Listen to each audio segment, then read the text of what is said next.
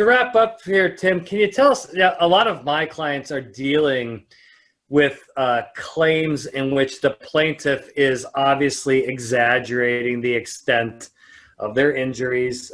This has been going on a long time. It's not slowing down. Can you talk to me about how the biomechanical engineer experts can be used to maybe thwart some of that and to maybe prove some of that wrong, to show, no, this report of the injuries is actually impossible because scientifically I can explain it as the expert? Yeah, no, that's a great question. It's interesting because it does vary a little bit by jurisdiction depending on where you are in the country. Most attorneys will use medical doctors to try to prove an injury causation and then to prove the extent of injury. And they try to wrap it all up into the doctor. But you can insert an additional expert into that arena, which is a biomechanical engineer, as you mentioned, because the doctor is really only the person that says, they take the patient in, hey, how did you get hurt? They take the report from the patient. Their job, the doctor, is really not to determine the mode of injury. Their job is to determine, are they injured? And if so, what's the rehabilitation process? And so and like I said, not all courts are favorable to this interpretation, but some are. Southern Louisiana generally does not like the additional layer of complexity, but a lot of courts are.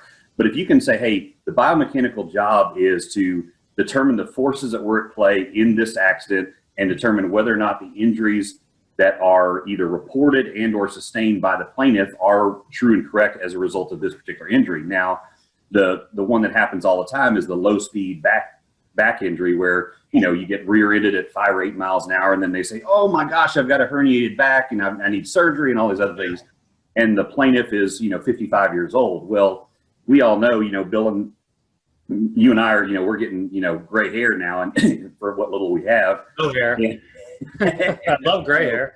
And so, we've all got back problems once we get north of 40 years old. Yeah. And so, just because we've never had an MRI of our back before doesn't mean that we didn't already have problems prior to that incident. And so the biomechanical engineer can look at the forces involved in the accident, what they call the delta V, the change in velocity, and based upon the positioning of the plaintiff and whether they turned or not, which seat were they in, what was their bodily reaction as to the injury, and then basically link that to say either these injuries that they claim to have sustained are true and correct or they're likely exaggerated. So, biomechanical engineers have had a lot of really good wins across the country in different jurisdictions because they help to parse out those injuries. And so if you can take a claim from, oh my God, I have to have surgery, down to, they need, their Rosti chiropractor for 6 visits and they're good. Yeah. Well, that's a $1,000 bill, we'll call it a day, and they're asking for, $150,000 or $300,000 for surgery. So they can be highly beneficial, in the right circumstances. Makes sense to me.